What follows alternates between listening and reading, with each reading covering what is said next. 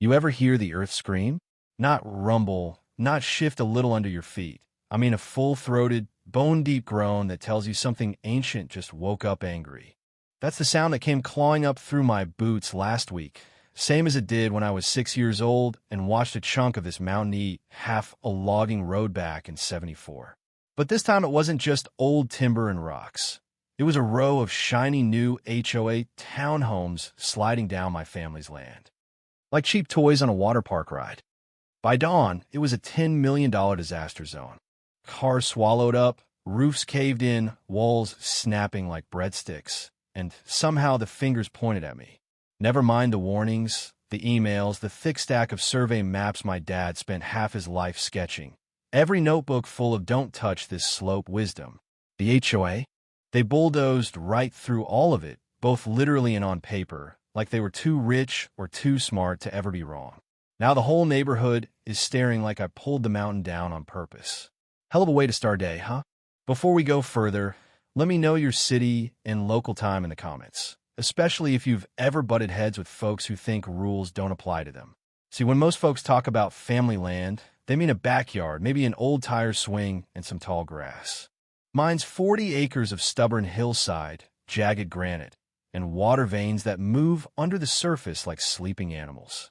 My father used to say, "Son, this mountain's alive. Treat it like a tired bull. Don't poke it." He learned that the hard way the night the landslide came. And after that, documenting the mountain was a full-time job. Photos, test pits, hand-drawn maps, hundreds of pages of warnings no county office ever cared to read. "Someone will need these after I'm gone," he'd say. Turns out that someone was me. When Dad passed, I didn't build on the land. I didn't touch a thing. I let the mountain rest. Fixed the fence after the elk broke it. Cleared brush before fire season. That was enough. Or it would have been if the Highland Bluffs HOA hadn't stuck a flyer on my mailbox one morning. New luxury living coming soon, with a watercolor sketch of beige townhomes stretched across my south slope. I laughed. Honestly, I did. Figured it was a boundary mistake. Happens all the time with HOAs run by people who think yard of the month is a qualification for real estate development. Curiosity got the better of me, so I wandered down to their new entrance. That's where I met Karen Maddox, queen of the clipboard, sunglasses big enough to stop a riot. First thing out her mouth, "Sir, you can't park here. This is HOA property." Never mind that it was my driveway. I showed her my deed. She scowled so hard, I thought her face might crack. Within a week, metal stakes were cropping up on my hillside, each one inching deeper onto my land. Flags fluttering like the HOA just planted the moon. Two surveyors were up top, clearly uncomfortable when I confronted them. "Just following HOA orders," one muttered. I told them, orders don't trump ownership. They packed up quick, but the real fight was just beginning. The HOA fired back with bulldozers, earth movers, the whole construction circus.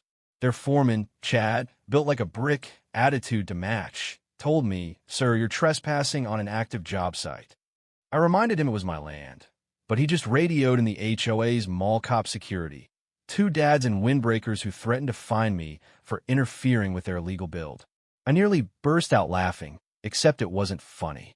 Not yet. That night, I sent formal warnings, old photos, geotech notes, Dad's slide from '74 to the county, the HOA, everyone I could think of. County sent a "will review" reply. HOA doubled down. "Your claims are unsubstantiated." The next escalation came fast. A 10-foot metal fence rammed across a childhood path of mine. Tampering with HOA property will result in legal consequences. Read the anonymous text I got that night. That's when I realized it wasn't incompetence. It was pure arrogance. The kind that only grows when people have never been told no. So I hired my own surveyor, Frank. Old school, steady hands, drones, and county maps. "They're deep into your line," he told me, shaking his head. No way this was an accident. I got every measurement in writing. The HOA claimed Frank wasn't approved. I didn't need their permission to survey my own land. Then the threats turned legal. The HOA's lawyer, a retired divorce attorney named Bert, accused me of obstructing community progress and spreading misinformation that may endanger residents. They said if I didn't stop interfering, they'd sue. I told them, flat out, if you keep building, you'll be liable for what happens next. Warnings don't mean much to people who think they're untouchable. Each morning, more trucks, more noise, cement mixers, lumber haulers, out-of-state survey crews. Every day, I stood on my porch with coffee, watching my mountain get picked apart. When I tried confronting Chad again about the danger, he just shrugged. Some outside geotech firm had cleared the site. I offered him Dad's notes. He didn't even want to look. So I started documenting. Daily. Photos, videos, timestamps, every crack, every cut. And that's how I caught the next twist. Two workers arguing about the missing rebar in the retaining wall. HOA said cut costs. Poured as is, Chad barked. The county didn't care. We're reviewing development permits, their email said. Might as well have told me to go pound sand. Then came the first rain, just a sprinkle, but enough to whisper up old memories. Hairline fissures crawled across the ground. I recognized the signs. My dad taught me what the earth says right before it moves. I went straight to Karen. She rolled her eyes, told me minor settling is normal. Her survey was forged, I insisted. She accused me of being jealous, bitter, greedy. I laughed. How do you argue with someone whose reality runs on delusion? Complaints bubbled up on the HOA, Facebook, cracked driveways, jammed garage doors. Chad replied with our engineering team assures safety. But the mountain doesn't care about HOA emails. First big storm, I watched from my porch as the sky cracked open. Wind howling, earth trembling. Mud started flowing. By sunrise, the townhome foundations had shifted 6 inches easy. Retaining wall bowing out, spiderweb cracks. But the HOA crew showed up like nothing happened. Chad called it normal settling. I showed him a plank vanishing into the mud. He shrugged, said they'd reinforce it. I dug out Dad's old binders, cross-section sketches, arrows, warnings, pattern repeats every 30 to 40 years. It had been 50.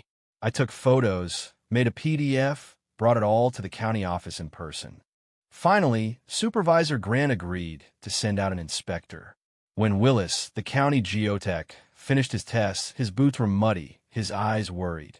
You were right. The slope's unstable, and they're building on your land. The next day, a stop work order was issued. Karen flipped, marched up the hill shouting, "You can't do this." But Willis stood firm. Paperwork goes into effect at noon.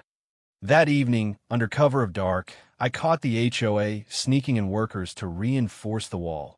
Illegal as hell. I filmed it, sent it to the county, but Karen beat me to the punch. Next morning, she filed a police report accusing me of sabotage.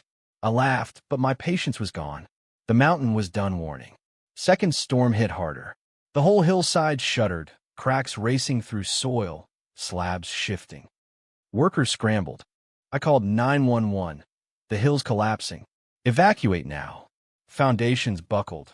Retaining wall blew out. Mud poured down like the mountain was shaking off fleas.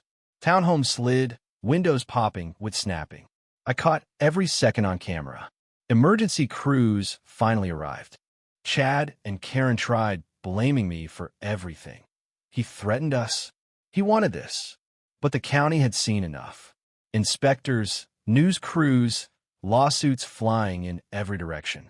The next morning at the county office, Grant laid out the whole rotten puzzle. HOA survey was forged. The plan was always to build over my entire south face. Emails proved it. But the biggest twist? Dad had applied years ago for a conservation designation. The land was supposed to be protected. Legally, the HOA never had the right to build there at all. So what did I do? I made it official.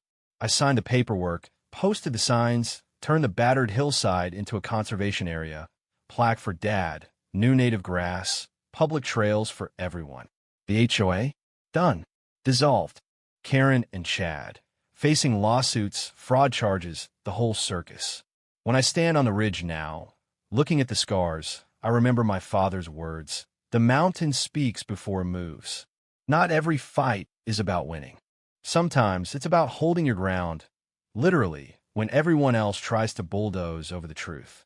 If there's any lesson here, it's that nature doesn't negotiate, and arrogance always pays its debt in the end. So, I'll leave you with this. What do you think? Was justice really served? Or is there always a price when power and greed crash into the truth? Drop your story, your thoughts, your own run-ins with stubborn people or impossible situations down below. I want to hear them.